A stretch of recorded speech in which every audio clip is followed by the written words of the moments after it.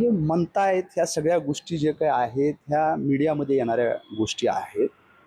काल जे आमचे तटकरे साहेबांनी जी पवार साहेबांची भेट घेतली त्यांनी त्याचा खुलासा केला. मी बाईट बघितला की पवार साहेब मध्यंतरी थोडं हॉस्पिटलाइज होते आणि त्यांनी जे काय आहे त्यांची वेळ भेटण्यासाठी अनेक दिवसापासून त्या ठिकाणी मागितलेली होती.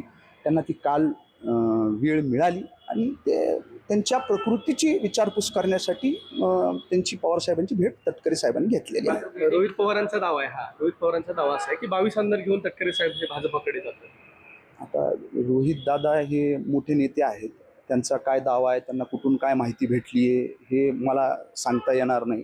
मी माझ्या मतदारसंघापुरतं आपल्या भागापुरतं मी काम त्या ठिकाणी करतो. त्यांचा काय दावा आहे, त्यांना कुठून काय माहिती भेटती आणि भेटली आहे या संदर्भात हे मला नाही सांगता.